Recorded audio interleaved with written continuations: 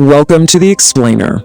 If you're the kind of person who loves geeking out over complex financial mechanics, well, you are definitely in the right place today.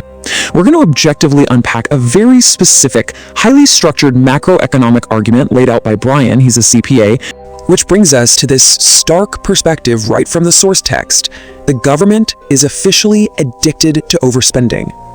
Brian, the CPA behind this whole argument, uses that $1 trillion interest milestone to describe what he views as a house of cards economy.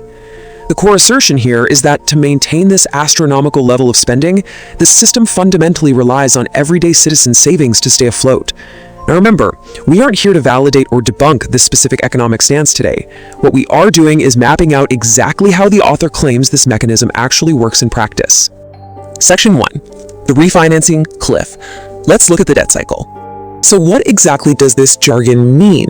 Well, the source defines the refinancing cliff as the immediate requirement for the government to sell massive amounts of new treasury bonds simply to cover old maturing debt. It's helpful to think of it exactly the way the author describes it. It's like the government needs a massive credit card just to pay off its previous credit card. You know, it's a financial strategy that would absolutely get any of us denied at the local bank, but at this national scale, it's called rolling over debt.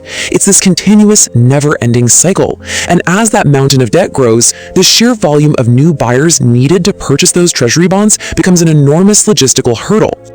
And the really crucial point here is the scale of this immediate short-term requirement.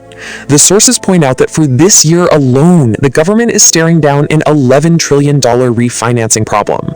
That is $11 trillion in treasuries that must be successfully sold into the market right now, literally just to keep the lights on and the old debts paid off. So the $1 million, or rather the $1 trillion question the author is asking is who exactly is buying $11 trillion worth of government debt in a single year? That brings us to Section 2, the 401k wealth siphon. Now, what's really fascinating is how logically the author breaks this relationship down into 3 distinct steps. Step 1. The government desperately needs that massive credit card we just talked about to cover its refinancing cliff. Step 2, standard retirement accounts like your everyday 401k are fundamentally designed to hold a significant portion of safe paper assets, which typically means government treasury bonds. And step 3, therefore, everyday savings are effectively siphoned off to fund that $39 trillion debt wall. So the author's mathematical argument here is that without you even actively making a choice, your retirement funds are the credit card being swiped to fund the government. Crazy, right? And this brilliantly illustrates the specific mathematical trap the author highlights. Picture a scale. On one side, you have a standard yield on these government bonds. The example given in the text is a 3% yield. But on the other side of the scale, you have inflation. The argument is that when inflation outpaces your 3% yield, you aren't just treading water. No, you are actively losing your purchasing power. Even if the nominal dollar amount on your monthly 401k statement looks like it's going up, the actual real-world value of what those dollars can buy is quietly shrinking. The sources really don't mince words about this dynamic, calling it exactly what they think it is. A hidden tax siphoning your retirement growth. It's a super evocative way to frame it. The author suggests that this mathematical loss of purchasing power isn't just some unfortunate economic accident. Rather, it functions as a hidden, unlegislated tax. It extracts wealth from what are widely considered to be the absolute safest paper assets in your portfolio, precisely to pay for the system's overarching debt problem. This brings us to one of the most provocative terms used throughout the text, the buyer of last resort. The author defines this as an involuntary purchaser of government debt, often trapped through standard retirement accounts. Because things like target date funds and traditional 401k structures automatically allocate a portion of your money into these bonds for safety, you are, according to this argument, unwittingly forced to fund this debt crisis. It's a tough reality to swallow, but the idea here is that you aren't making an active, enthusiastic investment choice. The system is utilizing your capital because, quite frankly, it simply has no other choice but to use everyday savers like you and me as the ultimate backstop. Let's move to Section 3, the proposed solution and how to build a financial fortress. Here, the source sets up a stark contrast between 2 distinct types of assets.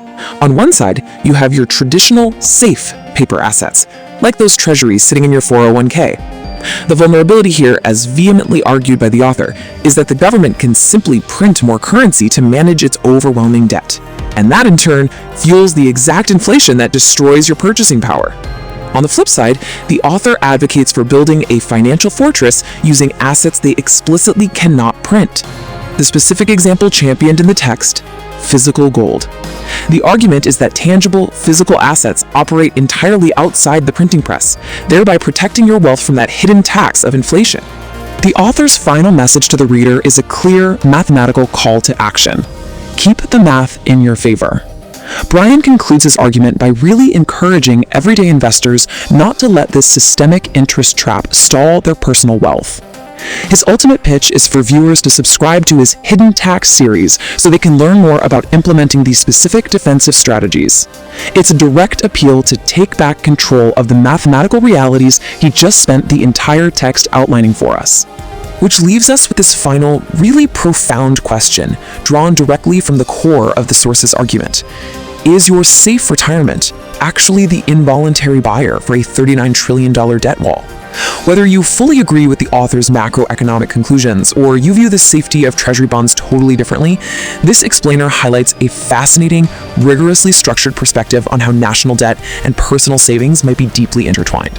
It certainly gives you something complex to chew on the next time you log in to check your portfolio allocations. Thank you so much for joining me on this explainer today. Stay focused and keep learning.